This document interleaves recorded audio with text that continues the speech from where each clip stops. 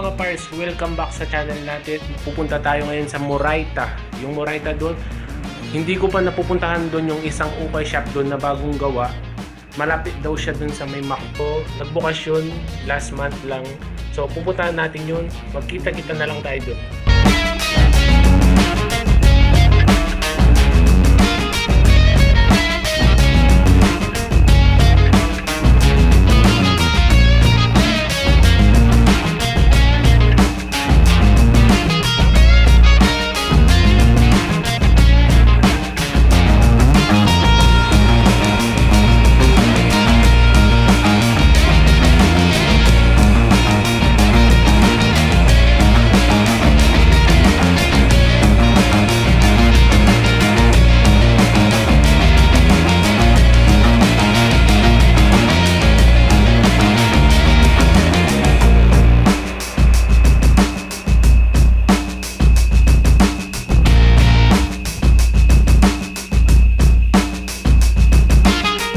Medyo malakas yung music nila. Nandito na tayo sa loob ng ukay shop na napakaraming magagandang sapatos na nandito. First time kong pumunta dito, pero nagpunta na dito yung mga kasama ko sa G-Unit.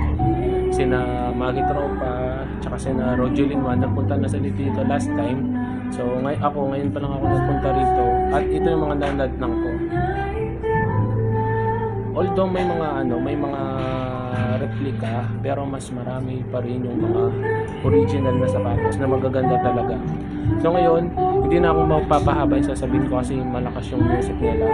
Bibirol ko na lang yung mga sapatos at ipapakita ko yung mga price and size nila. Diyan muna ko.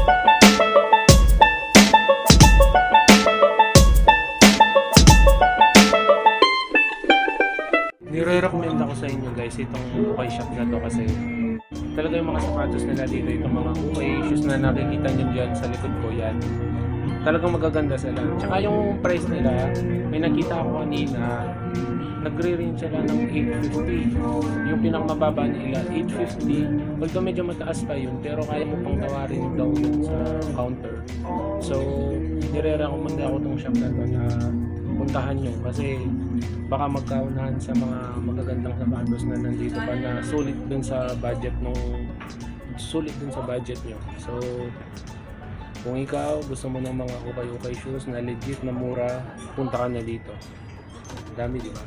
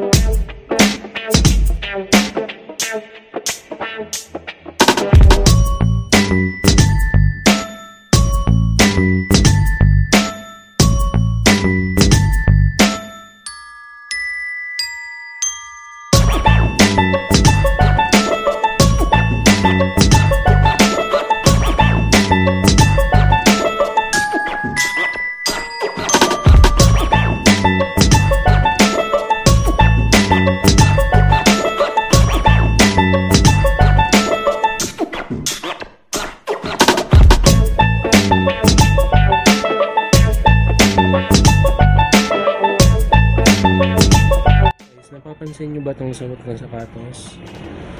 Sa pagkakaalam ko, itong sapatos na to is Nike Socks. Ano kasi yun? Guard? Parang gano'n, Nike Socks. Kung makita mo, kaya tinawag siyang socks. Itong part na to, para siyang medyas. Itong body nitong nabili kong sapatos. Anyway, kung naalala nyo, nabili ko ito sa Monumento ng 190 pesos. 190 pesos mo lang nabili yan.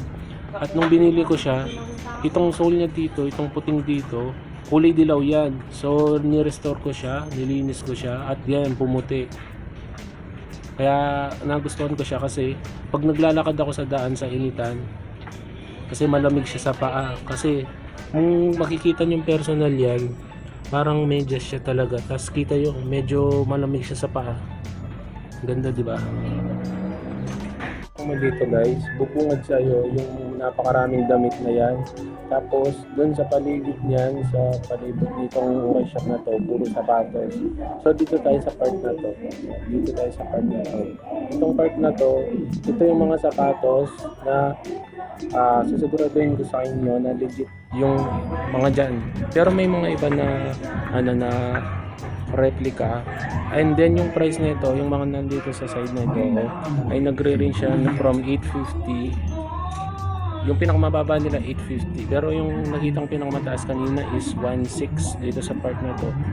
And then dun sa part na yun, tsaka dito sa part na to, yan yung mga sapatos na talagang mahal. Maabot yan ng mga sapatos na dyan from 1.6 pataas. Yan, yung mga nandyan sa gilid. Kumbaga mga special yan. Tapos dito, sa part na to, mga damit, mga pantalon, mga shorts na panlalaki at saka pambabae. And then, andun yung mga snapback na mga caps, ukay caps, dyan. And then dito rin yung mga mga shoes na pang-formal ng mga pambabae. And then dun sa likod dun, hindi na ako pupunta, may log dyan. May mga sapatos pa dyan ng pambabae at mga formal shoes.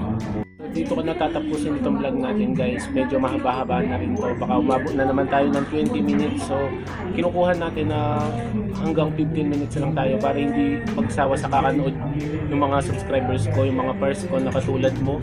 So dito ko natatapusin itong vlog na to. At kung ikaw meron pa naman na nagustuhan dun sa mga sapatos na pinakita ko dito, so sisiguraduhin ko hindi ka nagkamali na kung pupunta ka dito at bibili, kasi talagang magaganda yung mga sapatos nila. Talagang mas pinili nila yung mga magaganda. Halos hindi na nila bininta yung mga papangit na hindi na halos magamit. So nire-recommend ko kayo kung pupunta kayo dito, yung description ng location, yung link ng location andyan sa baba. Click mo lang yan, makikita mo dyan yung location ng ukay shop na to. Dito siya sa may Moraita.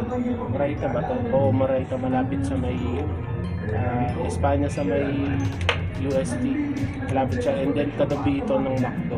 So shout out dun sa mga kasama ko sa G-Unit family, especially Rogelin Juan, Chris Evangelista, Maki Tropa, Chonggo TV, Earl Aguirre, lahat. Di ko na isa-isain kasi nakalimutan ko na yung iba. So shout out sa inyo. And then kanina pala, bago ako umalis pumunta dito, napansin ko 986 na yung mga subscribers natin. So 14 subscribers na lang, aapak na tayo ng 1,000. So maraming salamat sa lahat ng mga nagsusupport na, sa lahat ng mga sumama sa akin nung nag-umpisa pa lang ako, dun sa mga pairs natin dyan na loyal sa akin. Doon sa mga hindi pa nakasubscribe sa channel ko, please click mo na yung subscribe button dyan. I-click mo rin yung notification bell para laging ma-update ka dun sa mga ina-upload kong videos, at para maging pati ka na ng Pars family. Kasi lalo na ngayon, mag-1,000 subscribers na tayo, mag-1,000 mga Pars na tayo. So maraming salamat sa inyo sa pag-abang sa akin, sa pagsuporta sa akin. Hanggang dyan na lang. Abangan nyo ako ulit sa susunod nating mga ukay-ukay vlog sa iba't ibang mga ukay-ukay shop. Dyan lang kayo. Ingat.